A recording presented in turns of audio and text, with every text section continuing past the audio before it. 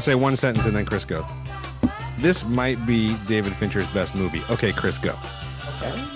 Well, I'm gonna raise the level of hyperbole, and I'm gonna argue that I think David Fincher is one of the most underrated directors in recent history. I disagree with that, but I disagree with that also. Not because he's shut bad. up and let me finish. not because he's pretty highly rated. He's very highly regarded. Man, this is like watching five quarter horses jumping out the gate at the same time. I own all these movies. And like wow, you have all of them. Things at me. And like Sofia Coppola and Wes Anderson, I don't dislike What's wrong with you? Any of them. I either love them or at least like them a lot. I even like the ones everybody hates, like Benjamin Button. Remake of the dragon tattoo thing. Oh yeah, well, I hadn't seen this. That wasn't that bad. I was excited to revisit. We talk a lot about filmmaking style in this show. Too much style versus not enough style, and I think Fincher brings just enough style to each project, and Zodiac was no exception. I spent a lot of this time watching this movie thinking about two films. One everybody compares this to, which is All the President's Men. Sure. But I was also thinking a lot about that's kind of convenient, but keep going. I was thinking a lot about Oppenheimer, because these are what all these movies have in common is it's shot after shot of white guys in ties talking to each other, whether it's on the phone or in conference rooms. Right. Now, with All the President's Men in 1976, Alan J. Pakula was able to draft behind the fact that he got both Redford and Hoffman at the peak of their careers, their powers. Yeah. And he was also very timely behind a scandal that actually took down the president of the United States 3 years earlier. Yeah. But that movie is fairly workmanlike. It's got a great script and it's well paced, but there's nothing. There's nothing like flashy looking about it. I've watched that film like 5 times. It's hypnotic. How it is incredible shots. But it's mostly pointing the camera and letting actors do the thing that they do. Yes, and sometimes that's brilliant. Now with Oppenheimer, Christopher Nolan is in most of his movies. He's sort of bludgeoning you to death with his filmmaking style to distract you from the fact that you were watching a movie about white guys in conference rooms talking. And, what, in my opinion, Fincher in Zodiac does just enough to move the story forward without making it all about him. Even in the most self-indulgent moment in this movie, in Zodiac, is the building of the Transamerica building, which I fucking giggled at the time I was watching it. Oh yeah, absolutely. What it's doing is it's letting you know that time is passing. Right. And it's there to but tell it's also you super cool. And it does it in a very cool way. And scene after scene, Fincher makes choices about how to move the story forward visually, but it never feels like he's showing off either. So other things I love about this movie, I feel like what this movie what's behind Tad is a bit of a show off, but I love it. But it's not like the camera going through the floor in Panic Room. I think that what this movie had to say about true crime culture was enormously prescient for the time that it came out. Yes. I think that the trio of story arcs where each one of the leads takes turn losing their fucking minds is a great lantern to hang this story on. I think that every actor in it, including the small army of character actors, brings their A game. The attention to detail and how they brought old San Francisco back to life. Was Fincher a Bay Area guy or not? Huh? I don't think so. Was Fincher a Bay Area guy? He wasn't a Bay Area guy. And I was Marin. No, Marin. Oh my God! Okay. No, I didn't know that. He brought that shit back good. Rivals what Tarantino. So he's his own Coppola. He comes from money. Wait. Chris, you're bringing up. I leapt out of my seat because I love that theater when it was open. Ultimately, I don't know if this is his best movie. I think it's his top 3 behind Fight Club and Seven, but like 2. First of all, I did not know he was from Marin. That actually can I address? Yeah, so he's a rich asshole from the beginning.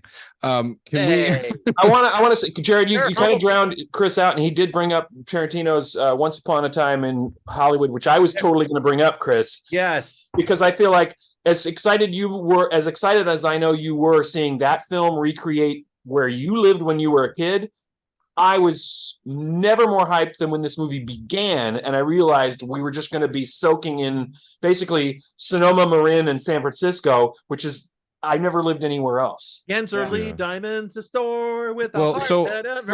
Oh my God! So as an extension of that, though, I knew there were a lot of computer generated images in this picture, but upon watching it this time, which is probably the 4th or 5th time I've seen this movie, I actually watched a couple of videos on how much of it was. And I mean, this whole fucking thing was shot on a lot, almost all of it. Almost all of it. It was shot in South. You would never, exactly, Chris. I was so impressed with how well they did it and how well he did it. And it never felt false to me at all. Like, not even in the slightest. A lot of it was shot in San Francisco, but most of it shot in Southgate and South Pasadena. Oh, really? They did a fair amount of shooting. They did a fair amount of shooting in and around the Tenderloin and Soma. Also, that's true. I know because I saw them. Yeah. I remember when this is being made. Yeah, people were saying, "No shit." Yeah, they filmed in Joe 2 years for down. I am going to disagree with you, Jared, because I felt it was something that distanced me from most of this movie. Like I said, I was most excited at the beginning of this film, with realizing I was just going to see like everything I knew from my childhood, from like I said, Sonoma, Marin, and San Francisco, and then watching the opening credits play up, and it was screen after screen, not just Gyllenhaal and Downey Jr., but it was like, they're in it. It was just name after name after name. I was fucking on board. And great cast. My engagement level actually kind of dipped after that, and it was partly because, hey, we all know how this story is going to end. And it did the way it did. And also, there was a bit of artificiality about the entire thing that I couldn't quite pierce through. Okay. And I think it's the CGI of 2009, maybe. The art, it just looked a little too clean. 2007. It looked a little too clean, a little too perfect, a little too much of like an illustration at times. It looked, but I think when you, especially at that time, when you use it the way that he used it, it wasn't grungy at all. Right. Most other productions at this time period, anyway, we're throwing it in your face so much, right? With visceral, frenetic, garbage. And here's Fincher saying, we're going to do it just as much as that, but it's all going to be just all the background stuff. Like, you're not going to, it's only going to be. And that one shot was. I never pointed at anything and said, "Oh, that looks phony." It was just in general, sort of the cleanliness and perfect lighting of everything. It was like too perfect. Yeah, I got you. A little too perfect. There's something else. There's something else that I think you might be missing that I noticed a lot this time watching it, is things that are shot actually on the street in San Francisco are shot really, really specifically to avoid seeing things that you would see in real life and having to wipe them out.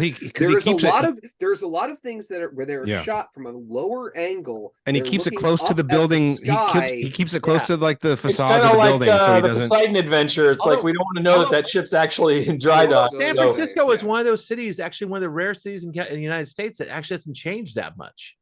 You can find neighborhoods where nothing has really changed on the exterior since the 70s. One of the most harrowing scenes behind Chris right now.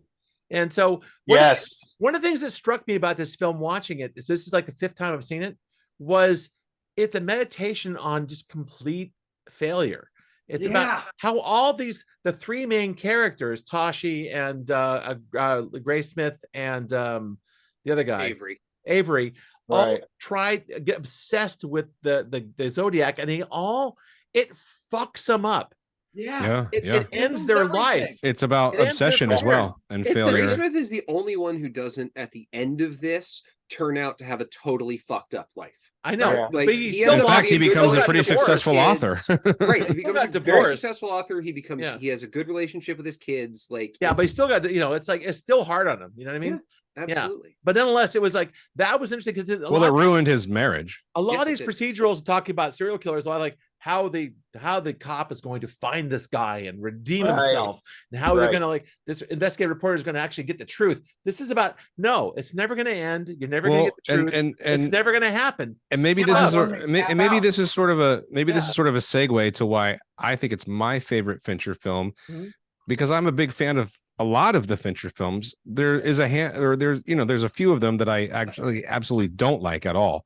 But this one, I like that Fincher is showing how good of a filmmaker he is. And to all of Chris's points earlier on, it's visually fascinating, just like all of his stuff is.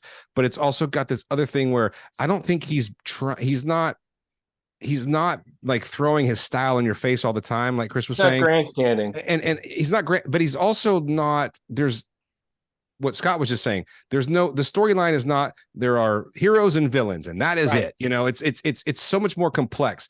And even Seven or Fight Club, it's so romanticized. It is.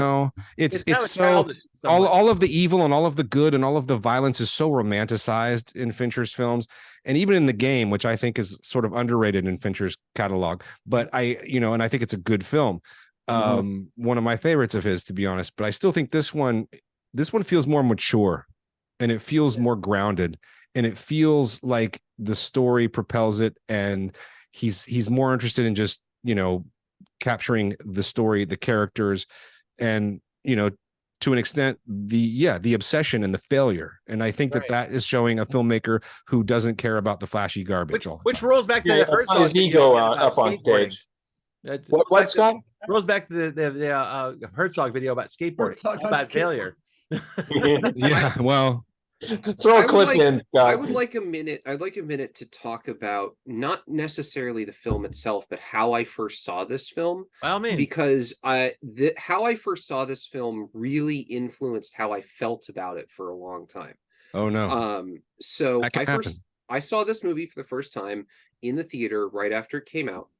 I was 23 years old. I literally got on a bus in San Francisco, took the bus to Santa Rosa, went on the first date that I would ever go on with a woman who I would spend the next 12 years of my life with. Wow. And we went and saw this movie in Santa Rosa. And so I'm literally on a first date as a young person, having gone from San Francisco to Santa Rosa and watching this movie. Whoa. At the Roxy? Yeah. And what happened in the movie theater when they said Santa Rosa? Everybody kind of went, dude, I bet I was in that theater with you and we didn't even know it. Probably. Because I was like, Santa Rosa, yeah. Oh, by the way, for the viewer, it actually goes a little bit even further beyond that, because at the end of that date, I got invited to a party the following weekend, and that party was at John's house. Oh, wow. That was the first time I ever met John. And you and I talked about this movie that day during the party. Was that because you're one of the first yelling about movies that I ever participated? Was that because you're just think it took me this long to see it, and we're having another discussion about it. So wait though, so Tad, was that because your girlfriend lived in Santa Rosa at the time? Is that what it was? Yeah. And then she knew John. She knew John. John's niece. She's my niece. Yeah. Oh, okay. My niece Megan. That's how. I don't know if I've ever met Megan. Ended up moving to Santa Rosa. That's why I lived in Santa Rosa, is because we got together and I moved up there to be with her. So because she liked Zodiac. Yeah, well, basically. Well, and I'm not lying when I could have been in that same theater with you guys. I'm not kidding. Like, I saw it at the Roxy when it came out. This is great that we have so much personal connection to this movie. For you then, Tad, right? Yeah, no, I actually have not watched it since I saw it that first time. Wow. And I actually have it on DVD. I just never watched the DVD. I do want to point out, though, two of the things that I really paid a lot of attention to this time through that I wanted to highlight, because I don't think they get highlighted very often, are Chloe Sevigny and Anthony Edwards. I think Chloe Sevigny and Anthony Edwards are both utterly fantastic in this movie. And I just, every moment that they were on screen, I was just like, oh God, you guys are doing so good in this. Like the part where she's laying on the couch and he gets off the phone and he's like, you don't have to, or right before he gets on the phone, sorry. And he's like, you don't have to stay here. And she puts on her glasses and she's like, this is the most interesting date I've ever been on. Yes. Like, that was adorable. And then the next shot, they're married. Right. Basically, the next scene. it's but everyone's yeah, in this movie, dude. Elias Cotes is in this movie. I know. It's just like I said, when Everyone's you in watch this the movie. beginning, it's just name after name after name after the brother name. from the Drew Carey Show is the Zodiac killer, which is weird because I was pretty sure that was he's Ted not. He's not the Cruz. brother of Drew Carey Show to me. He's the guy from Fargo to me. He's Marge Gunderson's Yeah, husband. he's right. The guy gonna does make the guy does gonna stamps. gonna make you some eggs, Marge. Gotta have a Yeah. breakfast. Oh, yeah. All for 3 minutes at the as the inmate, the woman he has to go talk to. Like just Also, this is an extension of, or this is a precursor to. If anyone's seen The Invitation, he's creepy as fucking. Also, I can't imagine seeing all the like Oppenheimer, all of the supporting cast is people you recognize, but unlike Oppenheimer, it's not distracting. At least Yeah. not to me. Oh, I yeah, can't yeah. imagine seeing this in Santa Rosa. I remember like seeing the Lost Boys in Santa Cruz, and it was like people are losing their shit. Oh yeah, when it said when they went to the trailer here in Santa Rosa, we all went, yeah. We're all like, I know where that trailer park is. That's I what bought happened drugs on my there. couch just the other day. Also, fucking sticks the landing. Man. Absolutely. Oh yeah, oh yeah. Oh, check this out. Almost the same shot. Right? I actually had like a weird daydream. Ace Hardware. Yes. I'm a yes. you know, It's I read in Vallejo. Fuck. I kept thinking about that scene, Chris. You know, Can I help you? No. I've seen this movie multiple times. I love this movie, but even a week like before we got on this call, like I don't know, it was like 3 days ago. I was thinking about that particular scene at the Ace Hardware store. Doesn't say a thing. And sometimes as a filmmaker, you just daydream, you know, this like shit in your head, Right. and is like, oh, what you know, what are some alternate? And I was like, I just like, there's nothing wrong with this movie. I love this fucking movie, but I'm like, you just get in your head and you're all, the alternate scene would be that he just walks up to him and says, I know. I just want you to know that I know. Wow. Right. Yeah, But he doesn't need to. But he doesn't. because Less is more. Lee knows that he knows. But he doesn't even Like, give him that that's- look. It's the killer knows that he knows. Graysmith doesn't give him the look. And yes, less is more. That's true. But I'm like, but what if he just walked up and said, you know, or so Just you know, so you know. Just so you know. just so you know. But it walked out, it would just be it's nonverbal. It's I read a review for this in the Chronicle when it came out, and by people who were working at the Chronicle back in the 70s. Pull up another newsroom picture, Chris. But he's got one right there. the biggest complaint they had is that the pillars in the They're wrong. in the room were blue back then, not yellow. Yeah, well, Yeah, but yellow is fuck such a 70s color. I know, it's crazy. Also, You know, also, And then Another- later in the another movie, great- they're painted, so you can tell time's gone by. Another Yeah, great exactly. moment in this movie is the time skip where it goes to black, and then Yes. you just have the various different audio clips that go through, and That was that nice. lets you cover a few years to move on to the next. Also, you know, this is how brilliant Fincher is visually. It's very close to the scene that Chris has behind him right now. Mhm. It's a little bit lower angle, and Downey's character is in the pretty much the same position.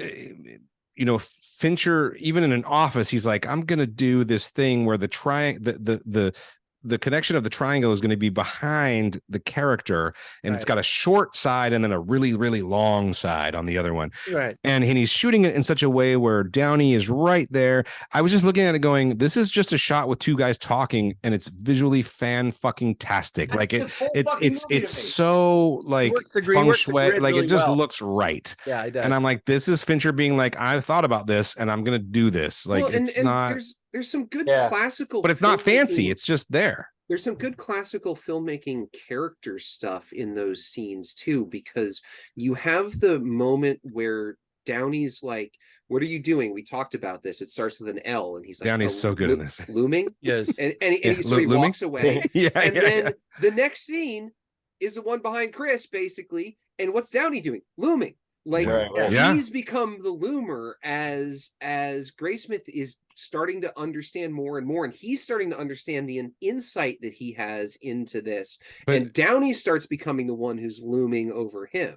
Right. Like it's very interesting. Again, sort of classical filmmaking stuff. Yes. It's good stuff. Yeah, it's funny because Downey is basically, he's kind of trying out well, Tony Stark. Downey is so Yes, he good. is. Downey's so good always. Trying But out what? Tony Stark. He's trying out Tony Exactly. Stark. He is. I was gonna say, but he can't help but be himself, because there's that scene where I think it's right after I was talking about where, you know, his boss is basically is like, hey, and he goes, yes, and he goes, we need to hear that, and he goes, absolutely fantastic, and he keeps walking, like it's a stride, and he goes, great idea. Like he's definitely doing that. Like He can't not be Robert. he can't Downey quip. Jr. He can't quip it. Yeah, Also, he can't stop it. The opening scene with the publisher is trying to decide whether or not to run that article from the Zodiac. Oh yeah. That guy's a handsome motherfucker, man. Yeah. the nice trim beard, and Jared, everything was just Which guy? the publisher of the Publisher. Chronicle back then. I can't remember his name, the character, but it was the whole situation. When they're first doing this, is like the old school press. It's like strike the plates, burn new plates. We're gonna actually redo the. You got 10 minutes to go to press. Exactly. It's like it was Yeah. like that whole pressure, that whole pre-digital pressure was there. It's And then crazy. they show them shooting the plate of. Yeah, Oh, it's I all love that technical scene. stuff. Yeah, click. Yeah, it's like Which also, by the way, though, to have them light that well, that there's a little fib there. Well, I don't know. I never worked. I know, Jared. Being in the dark room. Jared No, was no, when he lights the straight down, he's literally got the huge ass camera straight down over the thing. He has to light it from the side somehow, and we get no shadow at all. I'm like, there would be a shadow on at least the very outside. That's the way a copy stand works. There's Actually, two lights. John come in at knows 45 about this Yeah. shit. John Yeah. actually. I did this for a living. Yes. All right. I use all right. I use a light box at work. I stand corrected. I use a light box to take at work to take photos for catalogs. And let me tell you, you spend a fuckload of time making sure there aren't any shadows in that stuff. I'm any ugly literally shadows. holding a halogen light off to the side like this, so that it's not casting a down shadow from the lights up Oh top. yeah, And yeah. Yeah. holding my Right. phone so I can take a But I picture did of love it that this way. sequence. I Like, love the Yeah. the sound design and the the. feel of it. Sorry, clunk, Chris, you were going to say clunk. something. Yeah, it's like you're No, really I mean, meaty. Jared, you're kind of making my point for me, which is this is Fincher's like at his most restrained, other than something like Social Network or something. Mhm. And even Which is also fantastic. in a scene which is a sort of a drive-by for anybody else, he takes the time and trouble to make it visually interesting, even if everybody else other than the filmmakers and the audience aren't even going to notice it. Yeah, I know. I What agree. I find most impressive about this movie is, again, comparing it to something like Oppenheimer, which is like, look at how interesting this movie is. Yeah. This camera move has been stuck in my head since It's I fucking saw it. awesome. It's incredible. It's incredible. No, the Fincher's way that camera Fincher's throwaway twists. scenes are amazing. Yeah. Just Fincher's throwaway. throwaway shit is better than most people. I know. Okay, hold on. All right, it's time for Jim's corner. Oh, good. This was a fun, nostalgic trip to the late 60s and early 70s. I remember how everybody was pretty freaked out by the arbitrary nature of a serial murderer randomly offing people and then writing letters to the newspaper boasting. Sort of like Jack the Ripper, but with video of TV reporters standing in fields explaining the what and why of serial killing. Well, not the why. Zodiac takes you from Anglin by the lake to a marsh in Solano County, standing in for Vallejo, to San Francisco for the murder of a taxi driver. Why no Bernard Herrmann score? I guess with no on-demand streaming service or smartphones, heck, no cell phones, we needed more wacko killers to keep us entertained. Fincher does a decent job of laying out the bare facts of the Zodiac killings, but with a Susan of obsessed husband, annoying wife, and coworkers, etc. One thumb up. One thumb up. Okay, all right. Sounds like So you mostly I just- liked it. I just want to say points for Brian Cox as Melvin Belli. I know. Mm-hmm. Talking about Offhandedly mentioning his appearance in Star Trek. now, I gotta get the clip And kind of stealing every. I mean, that's crazy. Brian Cox stealing random every scene people he's in You in. there. guys, you guys do a great. You guys do a great secret meeting. Like Yes. that line is just Right. with all the helicopters flying across. Like People said I was really good. I'm thinking of doing more acting. Yeah, right. Also, Okay, afterwards, there's that big rush down to the Embarcadero. It's like fuck. None of this shit exists. Brian Cox is Sounds like one of my favorite He's just great. He's great. of all He's always, time. He's always good. But also talking about Jared, However, Jared, you've seen Super Troopers? Oh, of course, both. Him You having a just- good I wanna time. He's say- having a great time. I want to say points off for never once mentioning that in one of the Zodiac Killer's letters, he said, "Peekaboo, you are doomed." Oh, that's too bad. I know. Come on. Well, maybe I mean, they thought it was too goofy. It is goofy. No, but that's fun. That's funny. Nobody brought this up, but like, I guess it's basically been proven that the guy that the movie seems to think is the killer, Lee. Yes. Well, yes. I mean, that is the movie. It was proven that he was not. Nutshell. That is the movie in a nutshell. They spend the whole movie talking about Lee. It's got to be. It's got to be Lee. And then at the end, it's like we found DNA and it's not Lee. Oh yeah. Right. That's Wait, right. In a title on the screen at the I end. am curious That's about right. that. Why is it Yeah. that they got the guy nailed down? It's like, oh, it's not him. It's not him. It's not him. It's not him. Again, I mean, it just slipped. Like, I don't. So much evidence, though. I know, but that almost made no sense. The movie to me says, yeah, it's him, and I'm like, who cares? It was somebody else's think DNA on that piece of paper. 2007 When what's her name, who was At also one point he's like, we need elimination prints from you guys, and they're like, well, why? And it's like, okay, who here didn't touch the letter? Right. Right. Like, but it's that scene. It's that could be scene when anyone's DNA. When the secretary opens the second letter, I'm like, what are you doing? Why don't you just immediately call the police? I like what's her name very much too. Clea Duvall. Yeah. When she says no, it was Lee. His name was Lee. Yeah. When he's leaving she was, so many people again in this movie, but that's when you were like, this is, this is Also, it. That couple who solved the crypto and Salinas. John, yeah. I think your relatives, right? They're aunt and uncle, right, from Salinas, who solved the crypto. Yeah, the Harden couple. The Harden. They were called Harden. They were. Yeah. That's right. Yes. So we had Santa Rosa and Hardens in this movie. That's long right. lost cousins. All right, we're going to go. Let's go to I cards. mean, come on, Dude, I love this. I think this might be his best. So much. It might be his best. Half of it is just an intriguing film. Half of it is just nostalgia. It's just like, Right. wow. Even if you don't think it's a well-made movie. So- I know you don't, but still, it's a great film. It's a great film.